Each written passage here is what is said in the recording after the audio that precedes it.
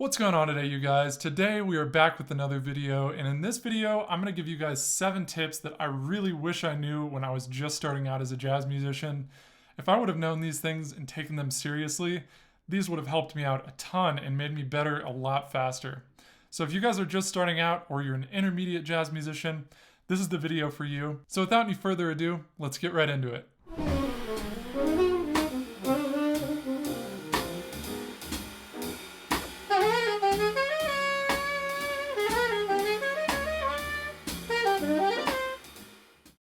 Alright, you guys, so the first tip kind of goes without saying, but practice now rather than later. And this tip is something that is really easy to think about. It's something that you've probably been told many times, but I almost never took this seriously. Sometimes I'll look at the drum set and be like, oh man, I'll practice later. I've got so much time to practice. But the older you get, the less and less time you have to practice and get to that point that you really want to be at. When you're my age, just about to graduate from college, you're about to start a career in this music.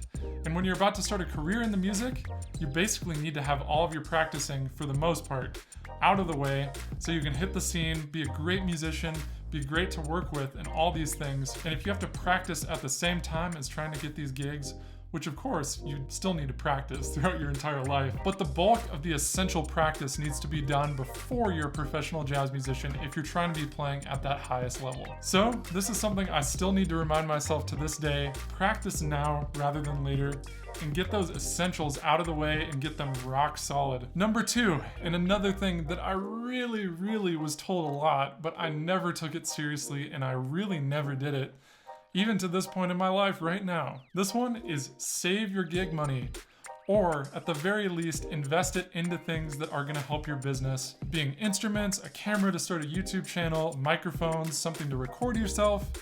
But even when buying these things, don't buy too many things to start a business. If you have 3 drum sets, that's not gonna help you any more than having 1 drum set. If you have 5 saxophones, that's not gonna help you any more than having 1 saxophone. Save your money as much as humanly possible, because when you get to my point, when you have possible college loans, when you have to start a career, move somewhere that you want to be able to start that career, please start saving your money. I really wish I started doing this sooner, because I buy so many things that I don't necessarily need, and saving the money and possibly investing the money in all those things are going to help you much more in your future. Save your gig money now. Start saving it, even if it's a tiny bit.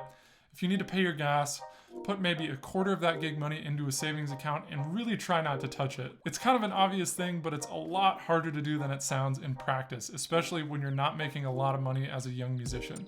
So, save a little bit of your money. You're not going to regret it in the future, I absolutely promise you. So number 3, and another one I really wish I took seriously sooner, is getting comfortable playing behind a camera or a microphone.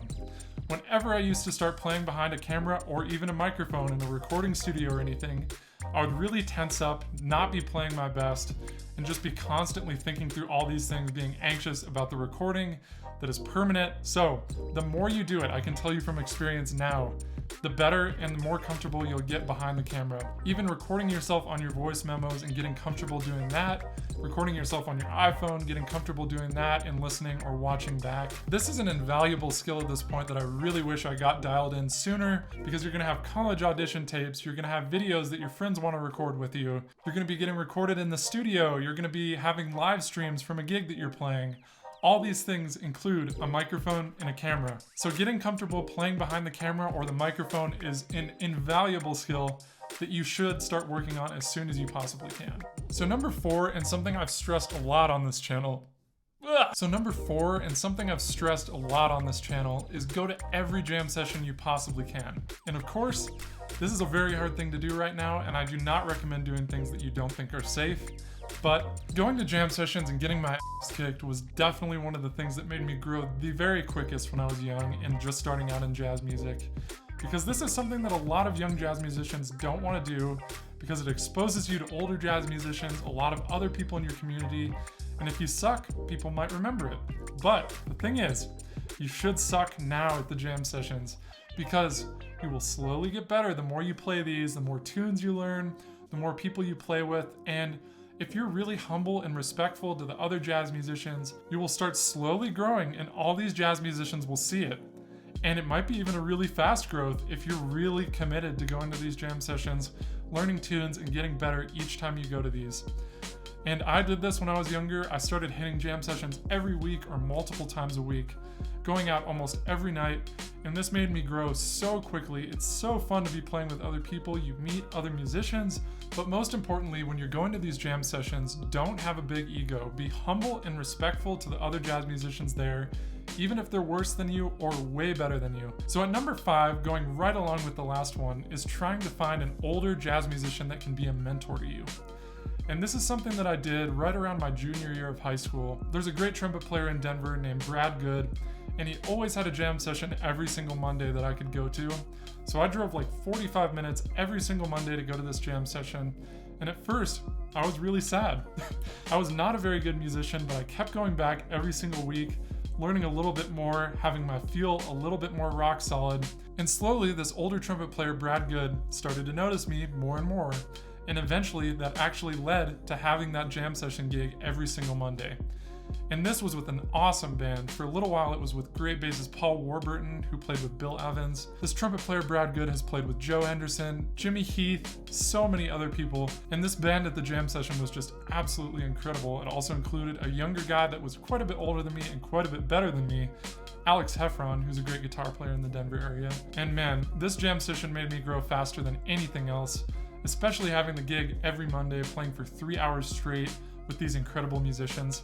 So, getting an older jazz musician mentor like this, which usually can be achieved by finding the right jam session and going every single week, is an invaluable thing. So I highly recommend going to find an older jazz musician as a mentor in your area. And I cannot stress enough once again for these last two, you have to be as humble and respectful as possible. If you go in with a big ego to either of these situations, it's not going to benefit you at all. And if you act like you know everything, it's never going to help you in these situations. All right, you guys, so number 6 is listening to as much jazz music as you possibly can. And this is once again something I wish I adopted even earlier in my career. Although I've always been pretty good at listening to as much music as I possibly can, listening to this music is an invaluable thing because it's not like Picasso just went out and started painting. He went to museums, he checked out all these different paintings, he studied all the different paintings of all these different artists. So that's the same thing you need to be doing if you want people to be taking your music seriously. And another thing to note while you're listening to this music is you shouldn't always be listening to this music passively. You shouldn't only be listening to it while you're driving a car, while you're cooking dinner, while you're eating dinner, while you're watching a video. Who knows? People try to do multitasking as much as humanly possible these days. But if you really just sit down on a couch, throw some headphones on, maybe even shut your eyes and listen to music for maybe 20-30 minutes a day, you're already so far ahead of everyone else at your level because almost no one has the attention span to just sit down and listen to music in this day and age. If you do that, you're gonna get things out of the music that you would not while you're listening to it passively. So number 7, and this goes along with every other tip so far, is be a student of the music for the rest of your life. And this is something I've found again and again in every single great musician that I'm studying with in school right now. People like Steve Davis, Matt Brewer, Matt Wilson, David Sanchez, all these musicians that are super incredible, absolutely well established in this field. And every single one of them is constantly open to learning new things. And all of them also say they're still a student of the music. Even up to like 50, 60, 70 years old, all these people are still students of the music. So never get a huge ego. Always try to learn something from every little experience that you have, however bad it might be. And if you do this, once again, you're gonna have a leg up from so many people that are at your level right now. So you guys, that is gonna do it for these 7 tips to new jazz musicians. And this can be not to just new jazz musicians. Honestly, it's good for me to even hear things like this right now because I need to constantly remind myself of every one of these things to be able to actually effectively do it. And really try to do these things, you guys. If you really do these things and you really put your mind to it, you're gonna have a leg up on so many people that are just starting out in jazz music. Even a lot of people that are intermediate and advanced in this music. I can't even tell you the amount of people, even in a really prestigious jazz school, that don't ever listen to music non-passively or have an ego when they're talking to other jazz musicians. These things do not help you, and you just absolutely need to be a student of the music. So thank you guys so much for watching this video today, and if you enjoyed this one, I'd really appreciate it if you go down below, hit that subscribe button, hit the like button. Both of those things help this channel out so much, and it'll help us grow into an even larger community. So thank you guys so much again, and I'll see you in the next one.